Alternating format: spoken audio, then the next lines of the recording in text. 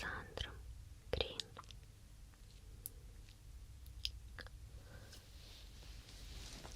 Глава 1. Предсказание. Лонгрен, матрос Орион, крепкого 300-го брига, на котором он прослужил 10 лет и к которому был привязан сильнее, чем иной сын к родной матери, должен был наконец-то покинуть эту службу. Это произошло так. В одно из его редких возвращений домой он не увидел, как всегда, еще издали на пороге дома свою жену Мэри, всплескивающую руками, а затем бегущую навстречу до потери дыхания. Вместо нее у детской кроватки, нового предмета в маленьком доме Лонгрена, стояла взволнованная соседка. 3 месяца я ходила за нею, старик, — сказала она. Посмотри на свою дочь. Мертвее. Лонгрен наклонился и увидел 8-месячное существо, сосредоточенно взиравшее на его длинную бороду. Затем сел, потупился и стал крутить ус, а ус был мокрый, как от дождя. «Когда умерла Мэри?» — спросил он. И женщина рассказала печальную историю, перебивая рассказ умильными гульканьем девочки и уверениями, что Мэри в раю. Когда Лонгрен узнал подробности, рай показался ему немного светлее травяного сарая, и он подумал, что огонь простой лампы, but теперь они все вместе, втроем, был бы для ушедшей в невидимую страну женщины незаменяемой отрадой. 3 месяца назад хозяйственные дела молодой матери были совсем плохи. Из денег в них, оставленных Лонгреном, добрая половина ушла на лечение после трудных родов, на заботу о здоровье новорожденной. Наконец, потеря небольшой, но необходимой для жизни суммы заставила Мэри попросить в долг у Мэннерса. Мэннерс держал трактир, лавку и считался состоятельным человеком. Мэри пошла к нему в 6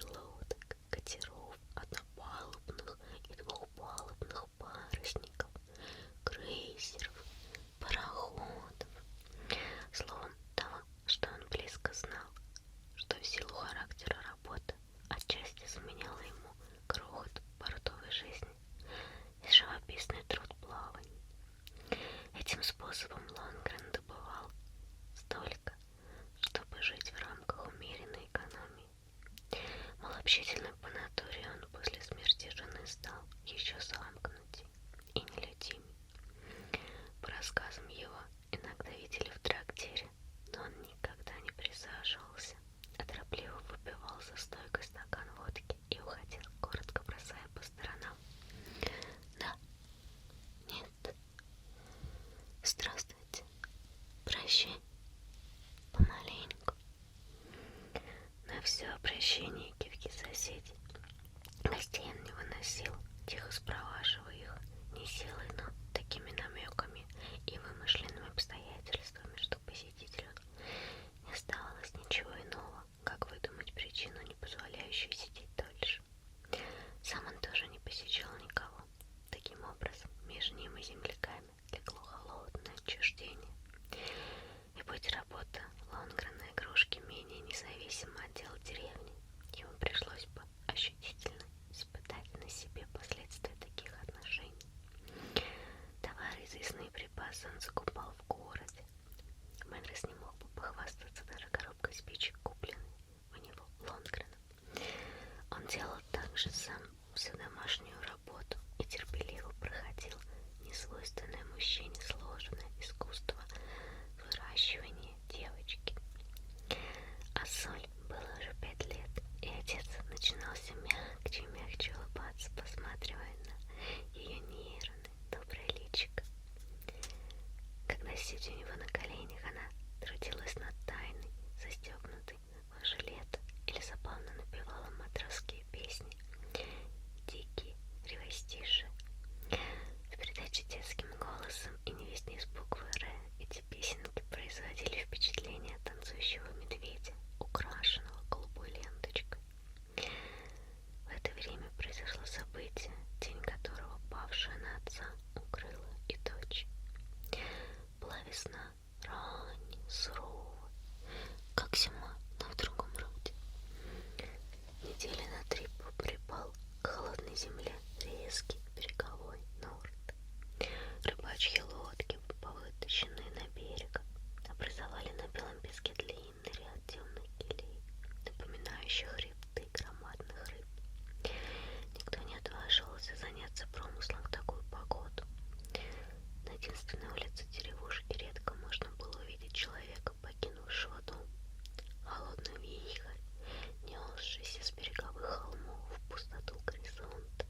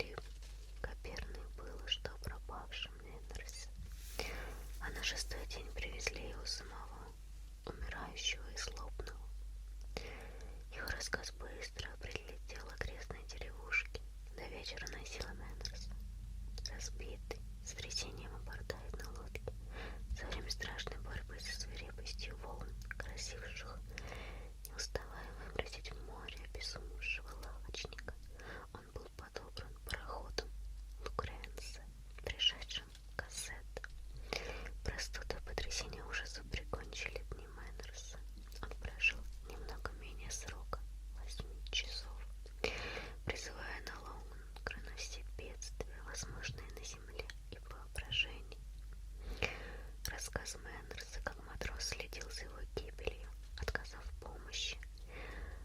Красноречивый тем более, что умирающий дышал с трудом и стонал, поразил жителей Каперны.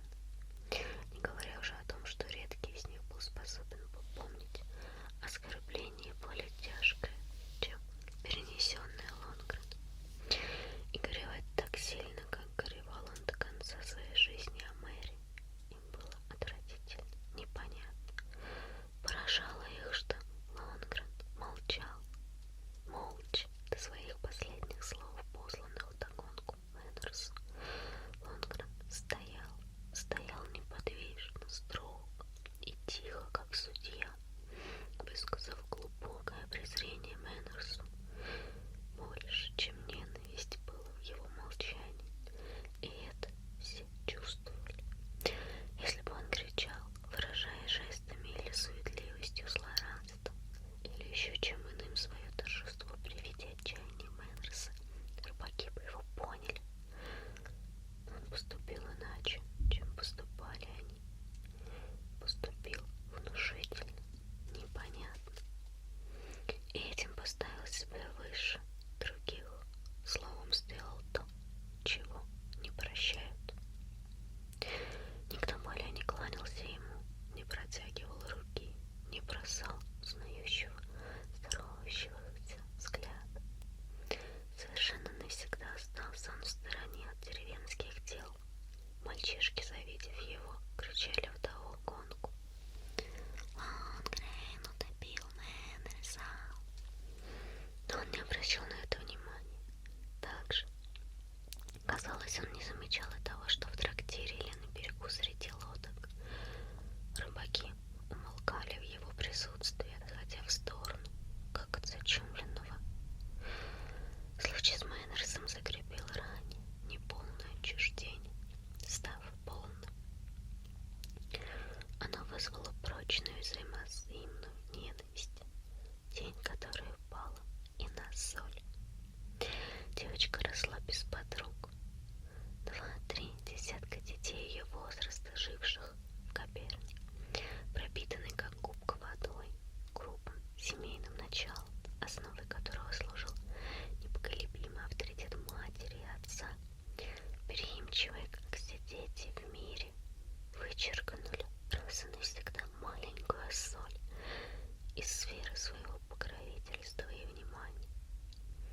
Совершалось это, разумеется, постепенно, путем внушений и окриков взрослых.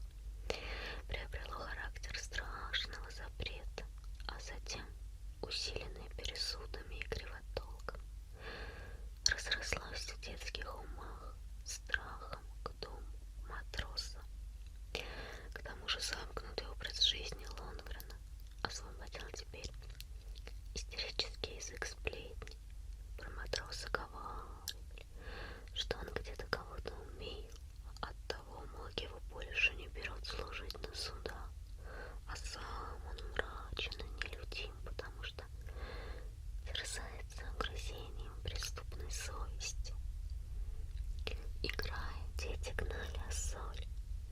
Если она приближалась к ним, швыряли грязью, дразнили тем, что будто ее отец ел человеческое мясо, а теперь делает фальшивые деньги. Одна за другой наивные ее попытки к сближению оканчивались горьким плачем, синяками, царапинами и другими проявлениями общественного мнения. Она перестала наконец оскорбляться, но все еще иногда спрашивала отца: «Скажи, почему нас не любят?» «Соль. Разве они умеют любить? Надо уметь любить, а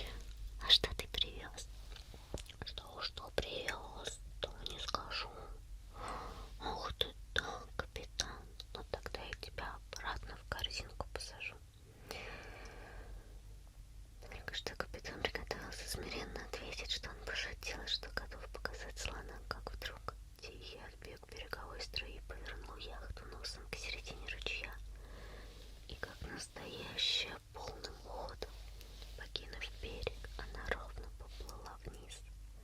Мгновенно изменился масштаб видимого. Ручей оказался девочке огромной рекой, а яхта далеким большим судном, которому, едва не падая в воду, испуганная и оторопевшая, протягивала она руки. Капитан испугался, подумала она и побежала с уплывающей игрушкой, надеясь ее хоть где-нибудь прибьет к берегу, поспешно таща тяжелую, но мешающуюся корзинку. Господи, ведь случилось же. Она старалась не терять из вида красивый, плавно убегающий треугольник парусов. Спотыкалась, падала и снова бежала. А Соль никогда не бывала так глубоко в лесу, как теперь. Ей, поглощенной нетерпеливым желанием поймать игрушку, не смотрелась по сторонам. Возле берега она суетилась довольно. Много препятствий, занимавших ее внимание.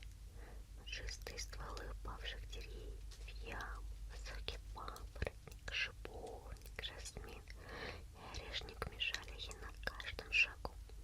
Одолевая их, она постепенно теряла силы, останавливаясь все чаще и чаще, чтобы передохнуть или смахнуть с лица липкую паутину. Когда потянулись в более широких местах осоковые и тростниковые заросли, а Соль совсем было потеряла из вида алое сверкание парусов, но, обежав из лучины течения, снова увидела их, постепенно и неуклонно бегущих прочь. Раз она оглянулась, и лесная громада за ее пестротой, переходящей от дымных столбов света в листве к темным, расселенным дремучего сумрака, глубоко поразила девочку. На мгновение оробев, она вспомнила вновь об игрушке и, несколько раз выпустив глубоко, побежала изо всех сил. В такой поспешной и тревожной погоне прошло около часа, когда с удивлением, но и с облегчением Соль увидела, что деревья впереди свободно развернулись, пропустив синий разлив моря. Облака, играя желтого песчаного обрыва, на который она бежала, почти падая от усталости. Здесь было устье ручья, разделившись не широко и мелко, так что виднелась струящаяся глубизна камней. Он пропадал в встречной морской волне. С невысокого, изрытого корнями обрыва Соль увидела, как у ручья на плоском большом камне спиной к ней сидит человек, держа в руках сбежавшую яхту, и всесторонне ее рассматривает, с любопытством слона поймавшего бабочку. Отчасти успокоенная тем, что игрушка цела, Соль сползла по обрыву. Близко подойдя к незнакомцу, воззрелась на него изучающим взглядом, ожидая, когда он поднимет голову. Но неизвестный так погрузился в созерцание лесного сюрприза, что девочка успела рассмотреть его с головы до ног, установив, что людей, подобному этому незнакомцу, видеть ей ни разу не приходилось. Перед ней был никто иной, как путешествующий пешком Экль, известный собиратель песен, легенд, преданий и сказок. Седые кудри складками выпадали из-под соломенной шляпы. Серая блузка, заправленная синие брюки и высокие сапоги, придавали ему вид охотника. Белый воротничок, галстук, пояс, унизанный серебром блях, трость и сумка с новеньким никелевым замочком выказывали гражданин.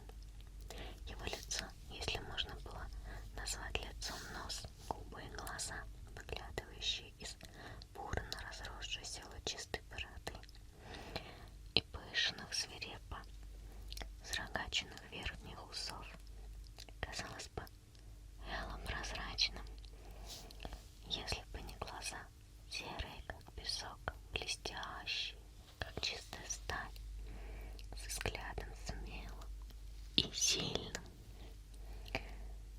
«Теперь отдай ее мне», — несмело сказала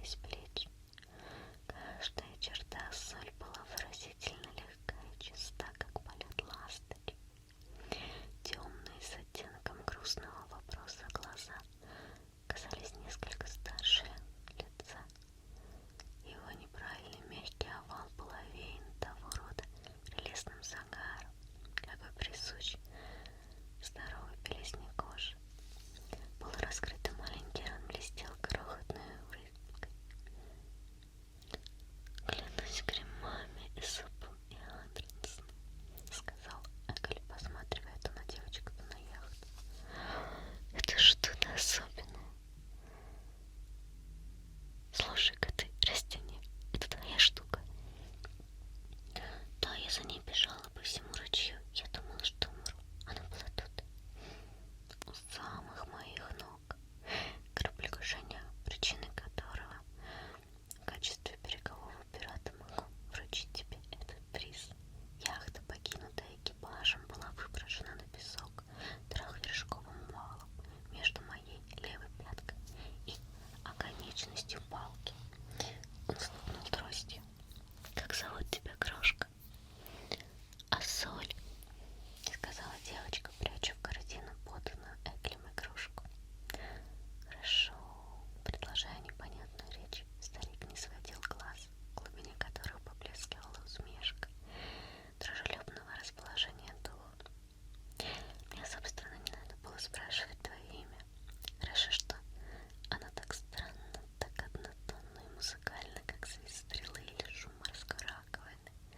Что бы я стал делать? Называйся ты одним из тех благозвучных, но нестерпимо привычных имен, которые чужды прекрасной неизвестности. Тем более я не желаю знать, кто ты, твои родители и как ты живешь.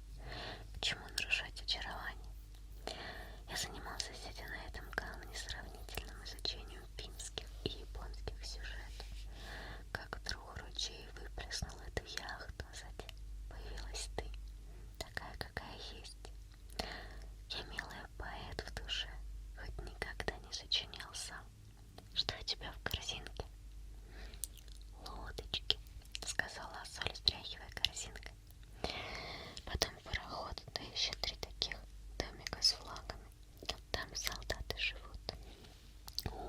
Отлично. Тебя послали продавать. По дороге ты занялась игрой и пустила яхту поплавать. А она сбежала, ведь так? Ты разве видел? С сомнением спросила Соль, стараясь вспомнить, не рассказывала ли она этого сама. Тебе кто-то сказал? Или ты сам угадал? Я это знал. А как же? Потому что я самый главный волшебник. А Соль смутилась, ее напряжение при этих словах. Экли приступила к границе испуга. Пустынный морской берег, тишина, томительное приключение с яхтой, непонятная речь старика с сверкающими глазами, величественность его бороды и волос стали казаться девочке смешением сверхъестественного с действительностью. Сострой теперь Экль гримасу или закричишь что-нибудь, девочка помчалась бы, заплакав и изнемогая от страха. Но Экль, заметив, как широко раскрылись ее глаза, сделал крутой вольт. Тебе нечего бояться меня, серьезно сказала. Напротив, мне очень хочется поговорить с тобой по душе. Только тут он уяснил себе, что в лице девочки было так пристально отмечено его впечатление. Невольное ожидание прекрасного блаженной судьбы, решил он. Почему я не родился писателем? Какой славный сюжет! Ну-ка, продолжал Энгли, стараясь сократить оригинальное продолжение. Склонность к мифотворчеству вследствие всегдашней работы была сильнее, чем опасение бросить на неизведанную почву семена крупной мечты. Ну-ка, а Соль, слушай меня внимательно.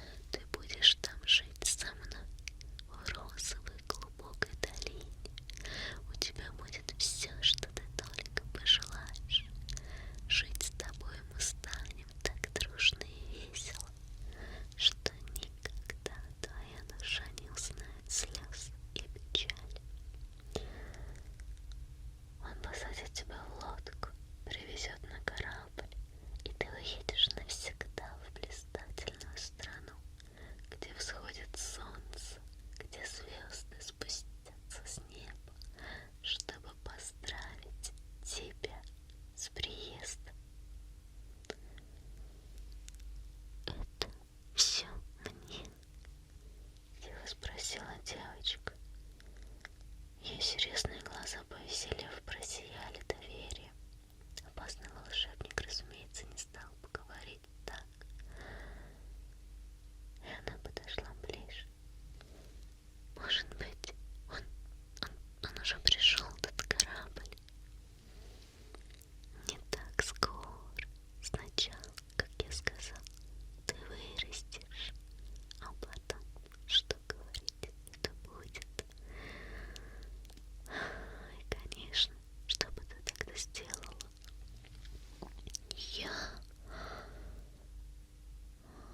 Я бы его любила. Только если он не дерется.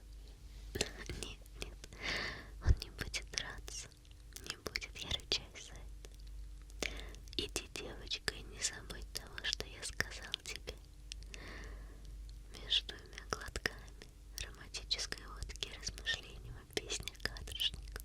Иди, да будет мир пушистый в твоей голове. Лонгрен работал в своем маленьком огороде, окапывая картофельные кусты. Подняв голову, он увидела Соль, стремглав бежавшую к нему с радостным и нетерпеливым лицом. Ну вот. Слушай, что я тебе расскажу. На берегу там, далеко, сидит волшебник.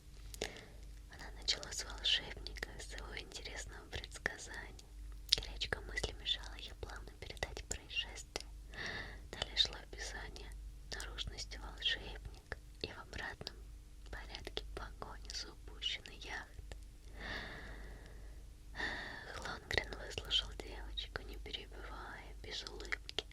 И когда она закончила, воображение быстро нарисовало ему неизвестного старика с ароматической водкой в одной руке и кружкой в другой.